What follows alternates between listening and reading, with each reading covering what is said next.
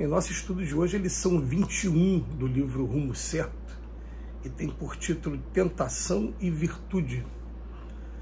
Quando a criatura retém enorme fortuna, podendo claramente desmandar-se na avareza, aplicando-se tão somente ao gozo pessoal e procura utilizá-la no progresso e no bem-estar dos semelhantes. Quando a pessoa dispõe de autoridade para manejar em seu exclusivo proveito a influência de que desfruta, mas em vez disso busca empregá-la no auxílio aos outros. Quando o homem ofendido se vê com meio suficiente para vingar-se, pela forma que julgue mais razoável, e perdoa de coração a ofensa recebida, reconhecendo-se igualmente passível de errar. Quando alguém já fez por outro em todos os benefícios que lhe faziam possíveis, recolhendo invariavelmente a incompreensão por resposta, e prossegue amparando esse alguém na medida dos seus recursos, sem exigência e sem queixa. Em verdade, semelhantes companheiros terão vencido as maiores tentações que lhes assediavam a vida.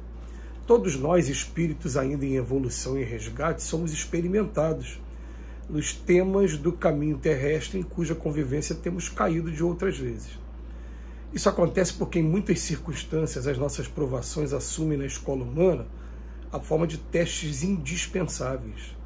Há quem renasça ostentando atrações físicas para superar a inclinação para o desregramento, portando um cérebro privilegiado para vencer a vaidade da inteligência, retendo múltiplas titulações acadêmicas para subjugar a propensão para o abuso, exercendo encargos difíceis em causas nobres da humanidade para extinguir o impulso de traição ou deslealdade.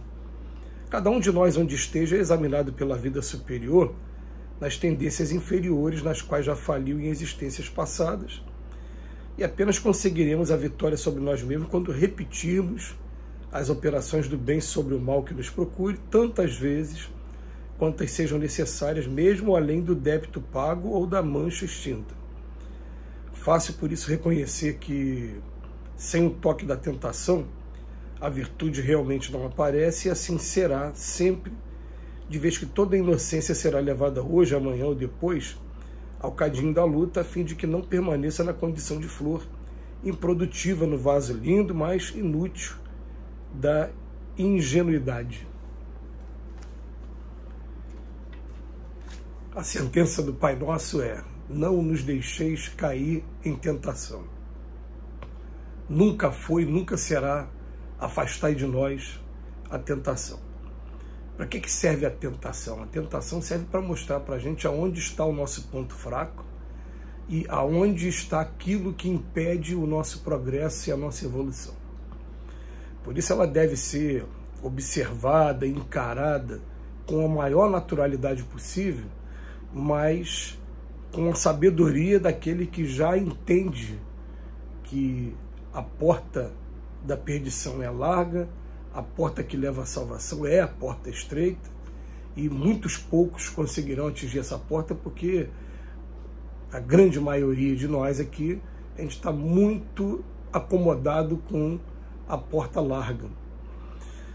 E a gente viu aqui o Emmanuel enumerar 4 tipos de tentações inicialmente, que ele considera as maiores que a pessoa pode vencer aqui na vida. Então ele vem falar aqui, no mundo material, igual ao nosso, no mundo de expiações e provas, como o nosso, no mundo onde o egoísmo e a vaidade ainda dominam, provas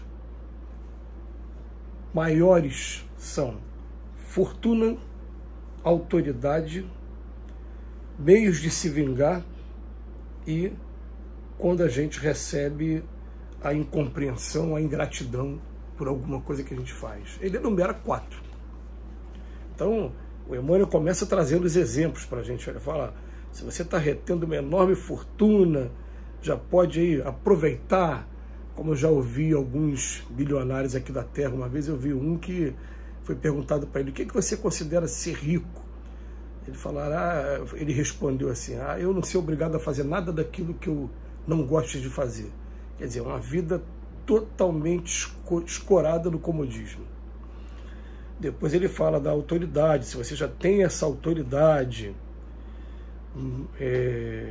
para manejar em seu exclusivo proveito, ou daquele grupo ao qual você pertence, mas já consegue usar no auxílio dos outros. Esse aqui, então, é principal, né? Quando você está se sentindo ofendido, tem meios de se vingar, mas você perdoa de coração a ofensa. Esse está realmente entre as maiores tentações que a gente pode vencer aqui na Terra. E o outro vem falar da ingratidão. Mas depois o Emmanuel ainda tem um outro parágrafo, e que ele vem falar de outras tentações. Ele vem falar daquele que já renasce trazendo a beleza física e o magnetismo para poder lutar contra a inclinação aí para a sensualidade e para esses vícios que também prendem a gente aqui no mundo e fazem muitas pessoas sofrerem, porque quem vê cara não vê coração. E depois a gente fala de a pessoa que tem um cérebro privilegiado para vencer a vaidade da inteligência, ou muitos títulos acadêmicos que podem subjugar a propensão para o abuso, ou encargos difíceis. Ou seja, o Emmanuel vem trazer as tentações principais e aquelas que têm sido objeto de muita dor e muito sofrimento durante muitos anos. E aí cabe a cada um de nós, a gente, através desse processo de reforma íntima, através do autoconhecimento, a gente fazer aquele trabalhinho com a nossa consciência. Santo Agostinho recomenda o horário noturno, quando a gente vai colocar a cabeça no travesseiro, passa durante o dia tudo que você viveu e pergunta, interroga a sua consciência, onde está a falha, onde está o problema maior. E a gente vai elegendo aqueles que são os mais urgentes, e a gente começa a trabalhar essas tentações e o desenvolvimento dessas virtudes, como a gente trabalha os planejamentos materiais aqui da Terra. Então, eu já me vi algumas vezes fazendo essa análise, falando, não, o que eu tenho que fazer agora é aprender a perdoar, esvaziar o meu coração. O que eu tenho que aprender a fazer agora é colocar mais a minha energia em movimento e trabalhar mais. O que eu tenho que aprender a fazer agora é aproveitar mais as oportunidades que chegam até a gente. E a gente lembrar que dentro desses planejamentos, é claro que a vida material ela vai dizer muita coisa enquanto a gente estiver aqui no mundo material. A gente não pode de maneira nenhuma descambar para aquela coisa do que está no texto, cuidar do corpo e do espírito. Nós, enquanto espíritos encarnados, nós temos um corpo que a gente precisa cuidar dele. Daqui a pouco a gente vai desencarnar e vai estar no mundo espiritual sem corpo. Mas enquanto a gente está aqui, a gente não vai nem tomar o caminho dos ascetas que mortificam o corpo, nem o caminho do uso e gozo de todos os bens materiais que vai prejudicar o nosso corpo também. Então, o que acontece?